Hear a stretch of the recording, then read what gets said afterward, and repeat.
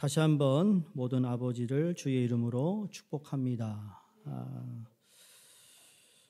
이 5월 달에는 우리 어버이 주일이고 또 미국은 마더스데이였지만 6월 달에는 파더스데이로 다르긴 다른 것 같아요.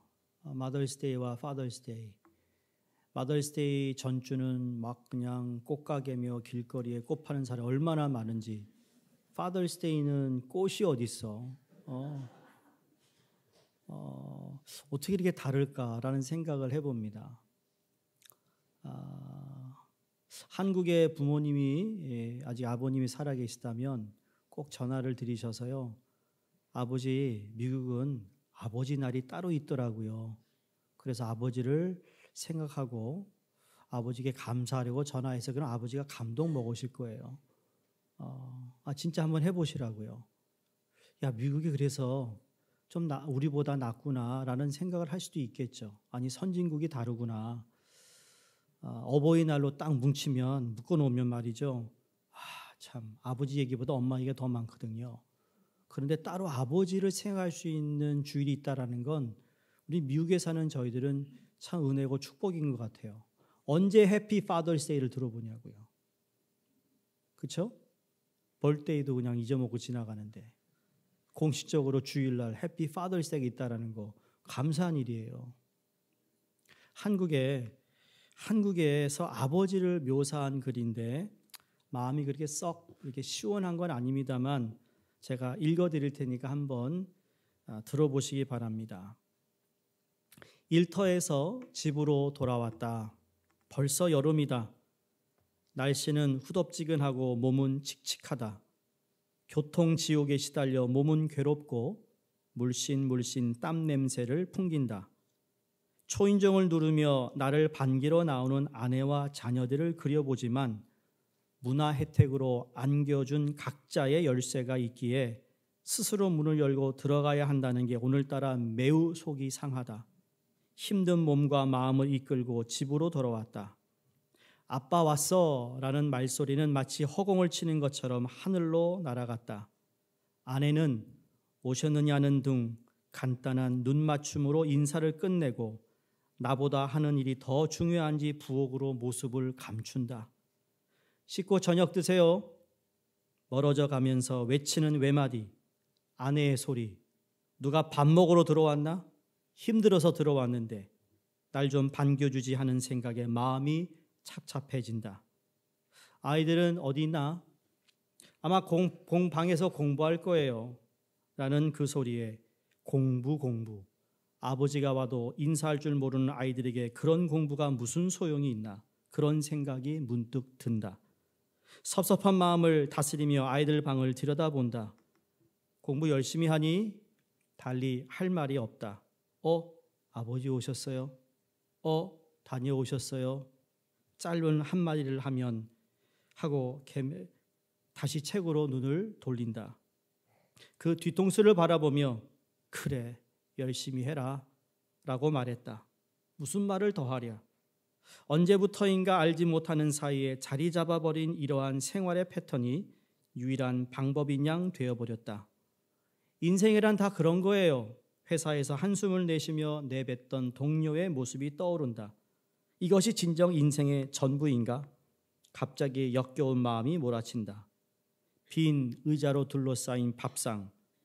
아이들은 먹었어요? 라고 하면 저녁을 차려주고 있는 자기가 좋아하는 것을 본다고 텔레비전 앞에 몰두해버리는 아내. 자기 남자는 안 보고 트로트 남자 가슴만 보는 아내. 내가 뭐 때문에 먹어야 하는가? 진정 이렇게 사는 것이 옳은가? 걷잡을 수 없는 수많은 생각이 내 마음에 오고 간다. 오늘 한국의 어느 아버지가 쓴 글이에요. 오늘 본문은 아버지의 이야기입니다. 여러분, 우리가 아버지 하면 아버지에 대한 좋은 이미지도 있지만 때로는 어느 가정은 아버지에 대한 그리 좋지 않는 이미지도 있습니다. 아버지 하면 정말 다정스럽고 인자한 사랑이 많은 아버지도 계실 수 있지만 또 어떤 분에게는 아버지는 엄하고 무섭고 그리고 잘했다 못했다 이것만 따지는 아버지일 수도 있습니다. 또 여러분 가운데는 이미 아버지가 고인이 되셔서 효를 하고 싶어도 효를 다할 수 없는 그러한 가정들도 있을 것입니다. 내가 지금 살아있는데 아버지가 멀리 계시다든지 멀리 먼저 이 세상을 떠나셨다면 여러분 내 남편이 우리 자녀들에게 어떤 아버지가 되어야 할까 이런 것들을 생각하지 않을 수가 없습니다. 제가 유일하게 아버지에 대한 설교를 하는 것이 1년에 딱 한 번 바로 Father's Day 때는 빠짐없이 제가 근래에 와서 설교를 하는 것 같아요. 왜냐하면 일그러진 아버지 상이 아닌 참된 아버지의 상을 성경에서 우리에게 알려주고 있기 때문입니다. 세상에서 얘기하는 아버지의 상이 분명히 있습니다만 그것도 좋은 것이지만 그러나 신앙인으로서 성경에서 말하는 아버지는 어떤 모습이올까라는 것을 우리가 찾아봐야 한다는 것이죠. 우리에게는 항상 좋은 모델이 필요합니다. 여러분 1900년 전이니까 조선시대는 그 당시에는 양반과 상놈이라는 것이 있었어요. 그 당시에는 여러분 양반이 10%도 안 됐대요. 그러니까 90%는 다 노비, 다 누구 집에 일하는 사람, 노예였어요. 그러다가 조선시대가 완전히 망해버리고 그 다음에 어떤 일이 벌어졌죠? 공부였어요. 공부 잘하면 옛날에 출세했어요. 공부 잘한 사람들이 다 출세했어요. 그런데 그러다 보니까 공부해가지고 그렇게 100년이 지났는데 여러분 지금 공부에 완전히 매여 있는 그러한 모습을 보면서 공부를 잘해서 출세했는데 공부를 잘해가지고 부모에게 효를 하는 사람은요 여러분 5%도 안 된대요. 잘 나가고 있는 자녀들 가운데 주택 무엇을 위한 공부였냐는 거죠. 그 공부시키느라고 부모가요 거기에 매여가지고 허리가 다 구부러질 정도로 60이 넘고 70이 넘어도 그 자녀에 매여 사는 부모. 여러분 이제는 그런 얘기 하잖아요. 노년에 여러분의 인생을 사시라고. 우리 연세 드신 어른들 여러분 인생 사시라고요.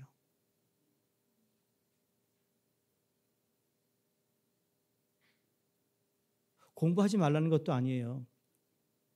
공부해야죠. 잘 나가야죠.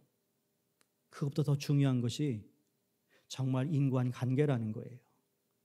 부모와 자녀의 관계, 사람과 사람과의 관계, 바로 그것을 성경이 우리에게 가르쳐주고 있다는 거죠. 창세기는요, 하나님의 천지창조만 말씀하시는 것이 아니라 그 창조하신 그 인간 세계에 하나님께서 간섭하시는 것이 무엇이죠? 어떤 의미에서 간섭하실까요? 인간과 인간 사이에서 어떻게 살아야 하는가를 우리에게 가르쳐주고 계세요. 이건 윤리와 도덕을 떠나 정말 하나님의 사람으로 우리가 어떻게 살아야 하는가. 그리고 이 창세기의 천지창조뿐만 아니라 인생에 필요한 모든 기초적인 베이직을 다루고 있는 것이 창세기예요. 그 창세기를 잘 알면 모든 66권의 책이 어떻게 이루어졌는지를 이해하기 시작하고 그것을 알 때 우리가 어떤 존재임을 깨닫게 된다는 것입니다. 오늘 읽은 창세기 48장은 창세기 24장에 이어 가정 이야기를 담고 있는 중요한 봉우리와도 같습니다. 24장이 가정을 이루기 전 만남의 과정이라면 48장은 이미 가정을 이룬 가정 안에서의 이야기를 우리에게 들려주고 있습니다. 24장이 하나님이 만남 속에 어떻게 개입하고 있는가를 서술하고 있다면 48장은 한 생애를 인도해 오신 하나님에 대한 고백이 담겨져 있는 거예요.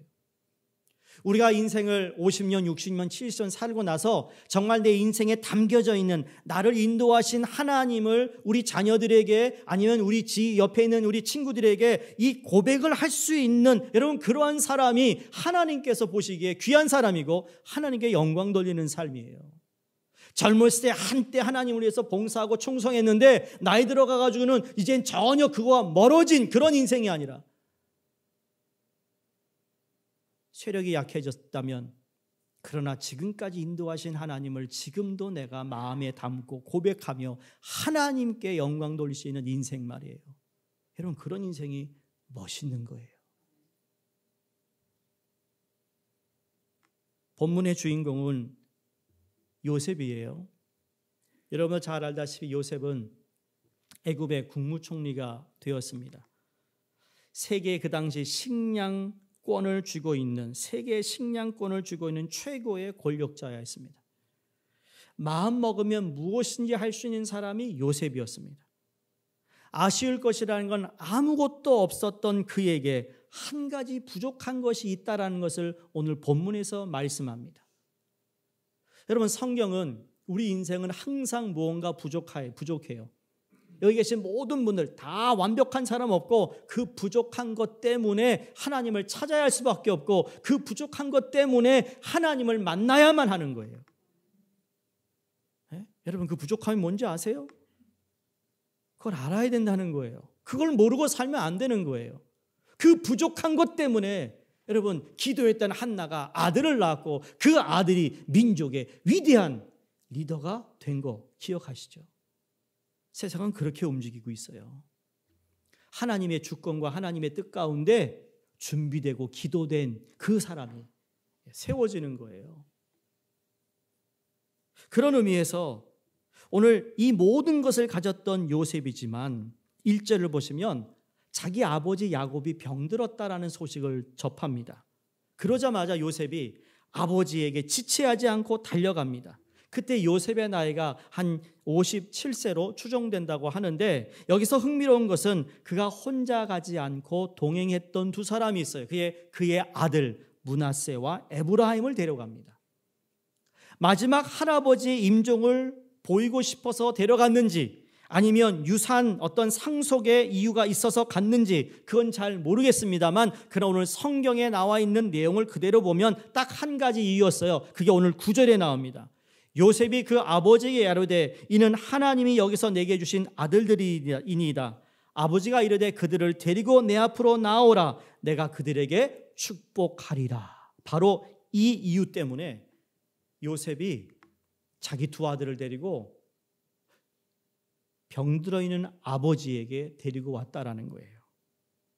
여러분, 요셉은 애굽에서 자랐고 애굽에 살아가지고 애굽의 총리가 될 정도니까 거기서 많이 살았어요. 그러니까 결혼도 이방 여인과 했을 것입니다.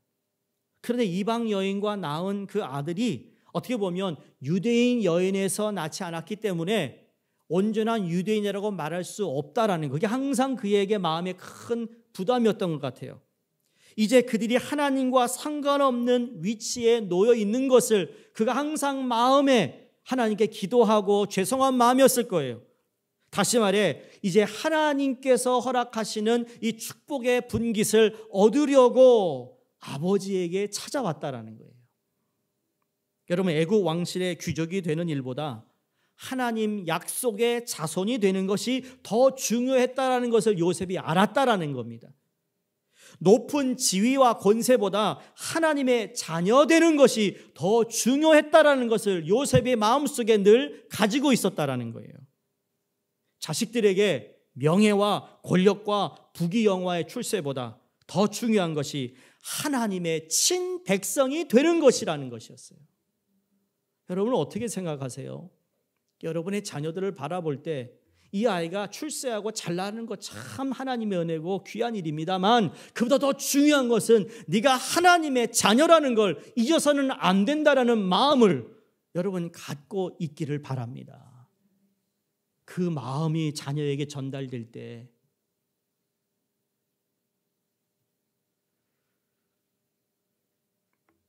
하나님께서는 우리가 상상하지 못한, 내가 계획하지 못한 하나님의 일을 이루시는 거예요. 지금은 원로 목사님이 되셨는데 롱아일랜드 성결교회 지금 원로 목사님, 여러분 그 목사님의 간증이 있어요. 이분이 한국에서 신학교를 나오시고 미국으로 이민 오셔서 그날 그 옛날에 옐로 택시 드라이브를 하셨어요. 옛날 옐로 택시 캡은요 돈 진짜 많이 벌었어요. 네. 지금이야 우버, 리프트, 뭐 콜택시 많지만 그때는 옐로캡밖에 없는데 여러분 집도 사시고 그랬어요. 그런데 그 목사님의 아버님이 한국에서도 여러 교회를 개척하신 목사님이세요. 그 어머님, 사모님이 오래전에 그 아들을 방문합니다. 여러분, 칼기가 러시아 그 전투기가 미사일 쏴가지고 완전 탑승했던 모든 200몇 명이 다 숨졌잖아요. 기억하세요? 이게 몇 년도죠? 1991년인가 그렇습니다. 그 어머님이 아들에게 와서 마지막 말씀하십니다. 너는 하나님의 종이라고 부름을 받고 신학교를 나왔는데 이렇게 살고 있는 게 내 마음이 아프다. 너 다 당장 때려치고 하나님의 길을 가라. 그리고 비행기 타고 가시는데 그 추락 거기에 계셨던 거예요. 그게 그 어머니의 마지막 유언이었어요. 그 소식을 듣고 목사님이 다 팔아버리고 그래서 롱할레 성결교회를 개척하신 거예요. 좋은 미국 땅, 여러분 그분이 뭐 일찍 오셨으니까 91년도만 하더라도 여러분 그때 미국에 이민 오는 것이 그때는 꿈이었잖아요. 지금은 가라고 해도 안 오잖아요. 좋은 집에 넉넉하게 살고 있는 모습을 보면서 이거보다 네가 하나님의 길을 가야 하는데 하나님이 너를 부르셨는데 그 사명을 감당하지 못하는 그것을 보시고 유언으로 하신 말씀을 순종해서 목회 쭉 하시고 아름답게 은퇴하시고 원로 목사님이 되셨어요. 바로 이게 요셉이 가지고 있었던 하나님을 향한 그의 마음이었다라는 거죠. 여러분, 요셉이 무엇이 부족하냐고요? 아무것도 필요한 것이 없어요. 자기 한마디에 사람이 살고 죽고 모든 것을 가질 수 있는데 그러나 그 한 가지를 얻기 위해 아버지에게 달려왔던 요셉. 요셉의 아버지 야곱에 대한 행위를 한번 보시기 바랍니다. 12절에 요셉이 아버지의 무릎 사이에서 두 아들을 물러나게 하고 땅에 엎드려 절했다 그랬어요. 그 당시 최고의 권력자인 아버지가 야곱이라는 자기 할아버지겠죠. 아버지에게 무릎을 꿇습니다. 이때 그 자녀들이 나이가 18세에서 20세가 되었을 것으로 생각되는데 최고의 권력자인 자기 아버지의 이 행위는 두 아들에게 깊이 각인되었을 거라고 생각합니다. 아니, 우리 아버지가 최고인데 그 아버지 앞에서 무릎을 꿇는 아버지의 모습을 본 그 아들들이 무슨 생각을 했었을까요? 아무리 세상의 지위가 높다 하더라도 아버지 앞에서 무릎을 꿇는 것이 맞다라는 거예요. 아버지를 두신 여러분들, 아버지 앞에 무릎을 꿇지는 않는다 할지라도 아버지를 향한 우리의 마음이 그렇게 전달되어야 한다는 겁니다. 그런데 아버지가 너무 존경스러워서도 아니었어요. 그러나 하나님이 나에게 허락하신 아버지이기 때문에 순종하는 거예요. 여러분 아까 찬양하지 않았습니까? 믿음의 순종으로 예배한다고.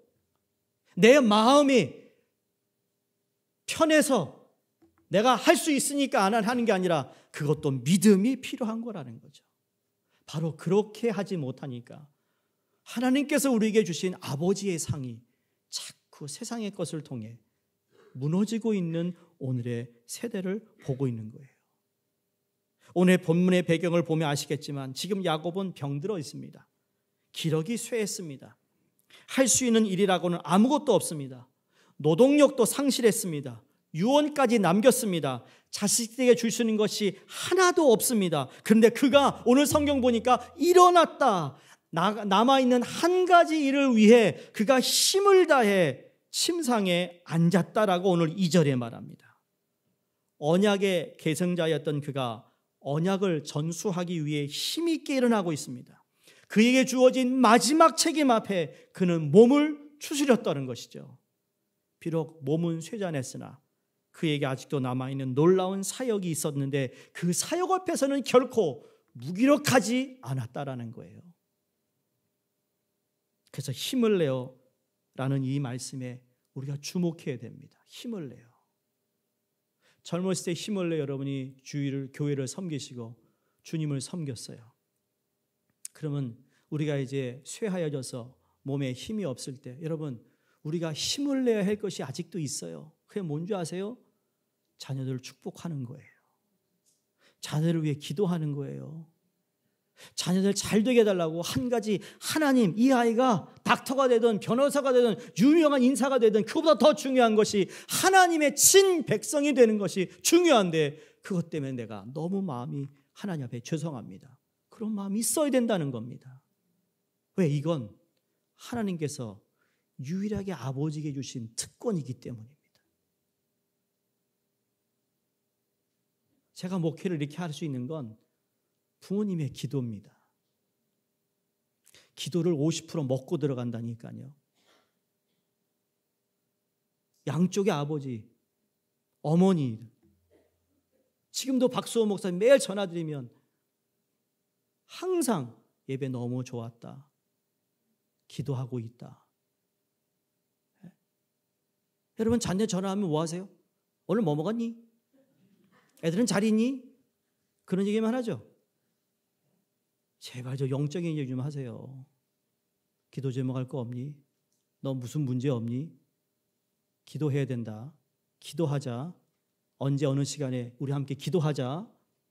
여러분, 그래야 거기에 영빨이 있지. 매일 뭐 먹었니? 어디 갔다 왔니? 세상 사람도 그런 얘기해요. 믿는 아버지라면 여러분에게 주어진 축복권을 사용하셔야 되는 거예요. 힘내서 하시라는 거예요. 그 축복하기 위해 일어선 그는 그때 야곱이 아니었어요. 성경을 보시면 그때 일어나서 축복을 하는 사람을 성경에서 야곱이 하지 않고요. 오늘 성경을 잘 보시면 8절에 이스라엘이, 10절에 이스라엘이, 14절에도 이스라엘이, 21절에도 이스라엘이 뭡니까? 야곱의 인생은 끝났고 너는 앞으로 이스라엘로 살아야 된다. 다시 말해, 너는 새 사람이 되었다. 새 창조물이 되었다. 그 이름이 무슨 의미예요?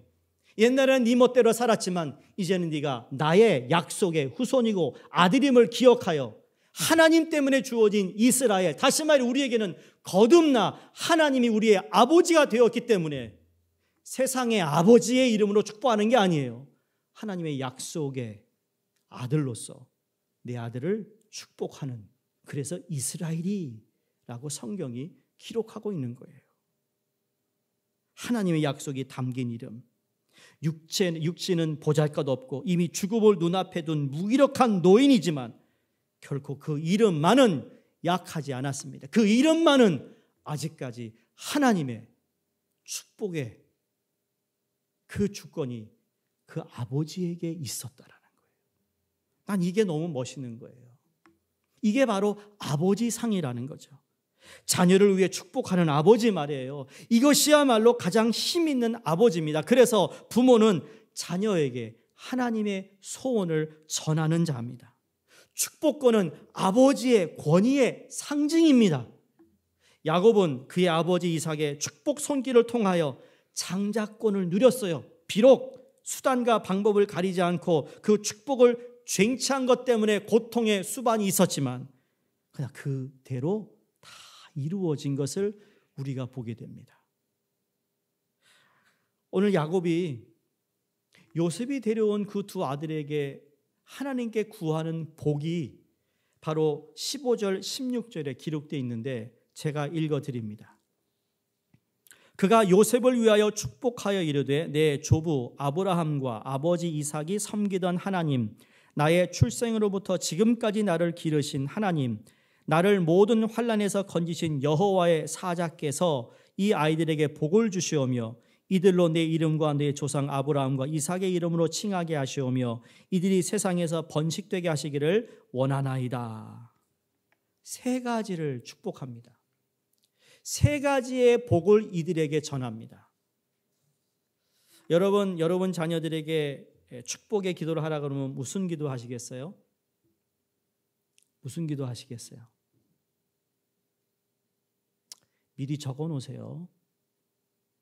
우리는 까마귀 고기를 먹지 않는데도 자꾸 잊어버리니까 적어 놓으시라고요. 첫 번째, 야곱이 하나님의 복을 언급한 건요, 조부 아브라함과 아버지 이삭에 섬기던 하나님을 찾고 있습니다. 이건 언제나 언약을 맺으시고 성취해 가신 하나님을 말하고 있습니다.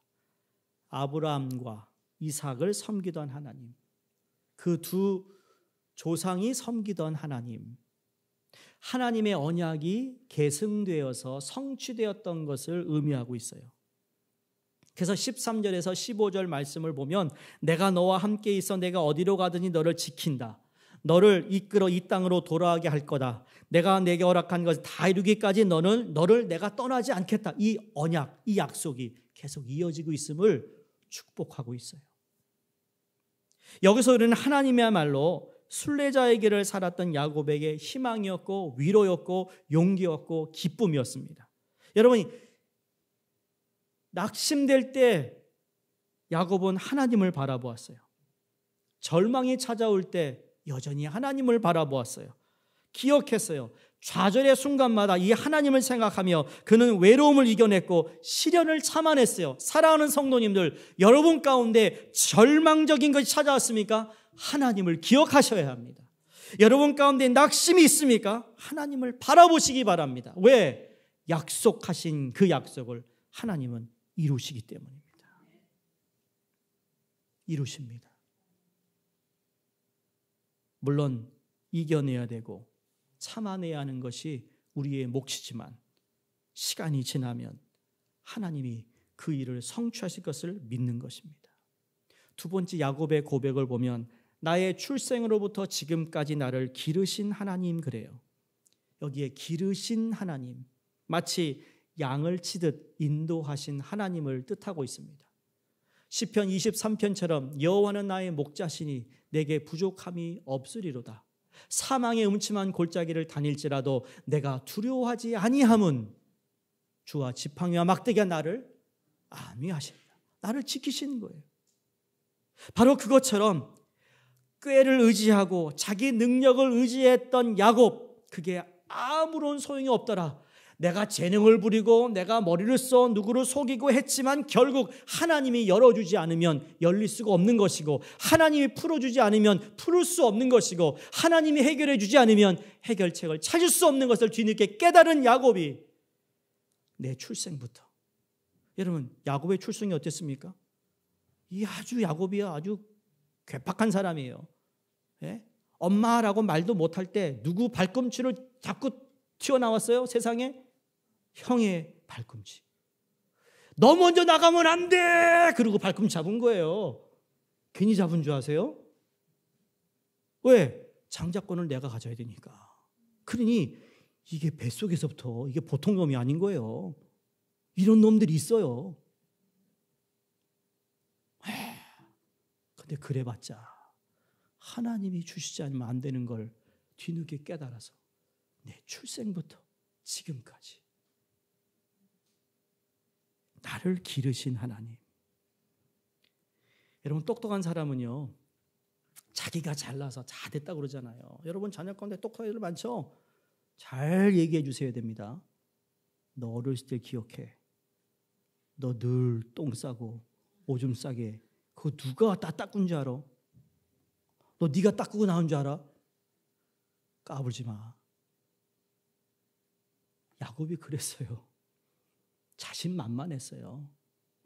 그런데 아니라는 걸 그가 고백하는 거, 그걸 그들에게 가르쳐주고 있어요.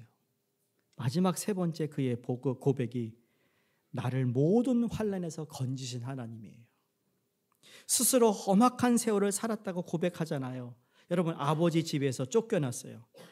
결혼 사기당했어요. 노동력을 갈취당했어요.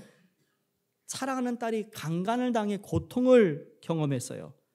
가장 사랑하는 자식을 잃었어요. 기근 때문에 고통을 당했어요. 그의 생애는 한마디로 말해 정말 산을 넘고 또 산을 넘고 또 산을 넘었는데 또 산이 있는 거예요. 비가 와도 하루 이틀 오면 그칠 것 같은데 3일째 4일째 계속 비바람이 치는 거예요. 여전히 그 모든 환난 가운데 그가 뭐라고 말합니까? 하나님이 나와 함께 계셨다. 여러분이 하나님 앞에서 서약한 게 있습니까?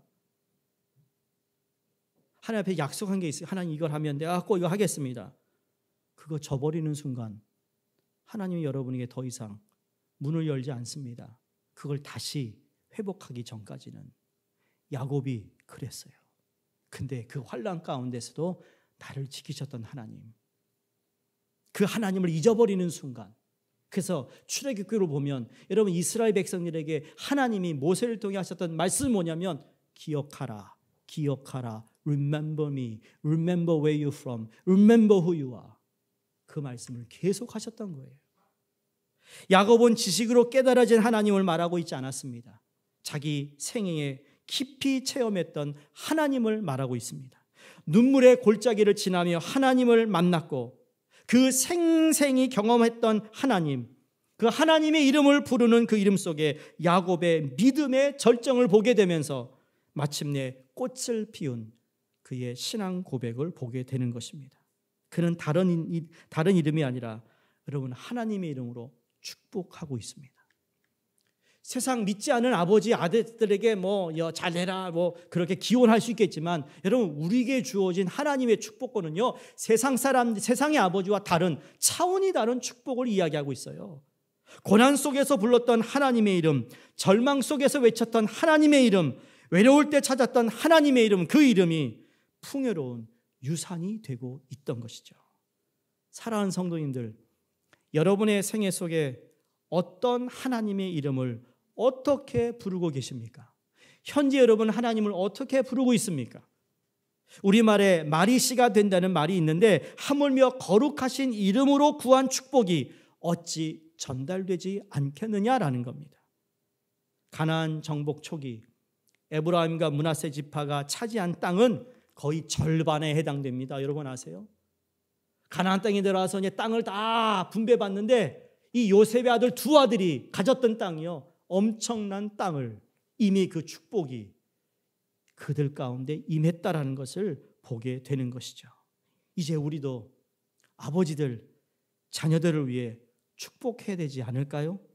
아버지가 할 수 있는 최고의 일은 그 자녀들, 이 자녀들을 축복하는 일이라고 믿습니다. 바로 거기에 아버지의 권위가 있는 겁니다. 자녀들을 축복하시기 바랍니다. 오늘 당장 들어가자마자 일로 와. 그러면 또 애가 왜요? 안 와요. 맛있는 거 먹고 말들 잘한 다음에 그 다음에 내가 너에게 그동안 잔소리만 한 것 같고 못 해준 것도 없는 것 같은데 아버지가 이제는 너를 위해 더 기도하기로 마음먹었다. 매일 너를 위해 축복하기로 할 텐데 야, 내가 너를 축복한다. 그럼 그 아이가요. 멋져 그러니까 그럴 수도 있겠지만 그 아이의 마음이 달라지지 않을까요? 뭔가 각인되지 않겠어요? 아버지가 도대체 오늘 뭘 드셨나? 왜 이러지?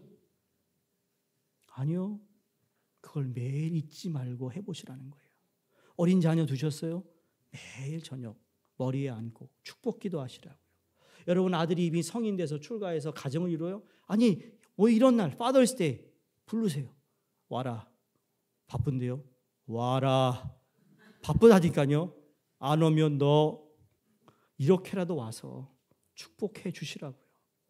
그게 최고의 아버지의 주신 특권이에요. 하나님이 주신 거예요. 사랑하는 성도님들, 정말 우리 교회 아버지들이 이 놀라운 축복을 받아 자녀들에게 축복의 기도를 이어갈 때 우리의 가정은 변화될 줄로 믿습니다. 아버지의 위상도 세워질 것을 믿습니다. 여러분 아버지가 아무리 내가 아버지인데 내가 아빠인데 여러분 그래봤자 흥 하면 아무도 쳐다보지 않아요. 그런데 하나님이 그걸 세우기 시작하시면 그 가정이 정말 주님이 기뻐하시는 가정으로 세워진다고 믿습니다. 이걸 믿는 거예요. 더 중요한 건 여러분이 앞으로 물려줄 신앙 유산은 돈이 아니고 물질이 아니고 다른 것이 아니라 바로 믿음이라는 것을 기억했으면 좋겠습니다. 18세기 패트릭 헨리라는 분이 자기 가족에게 유산을 물려주는 대목에서 이렇게 말합니다. 나는 이제 내 모든 재산을 내 가족에게 넘겨주었습니다. 가족에게 한 가지 더 주고 싶은 게 있는데 그것은 기독교 신앙입니다. 가족이 기독교 신앙을 유산으로 받는다면 내가 그들에게 일신랑을 주지 않는다고 하더라도 그들은 부유해질 것이며, 그러나 그들이 그 신앙을 유산으로 받지 않는다면 내가 그들에게 이 세상 전부를 준다 하더라도 그들은 가난해질 것입니다.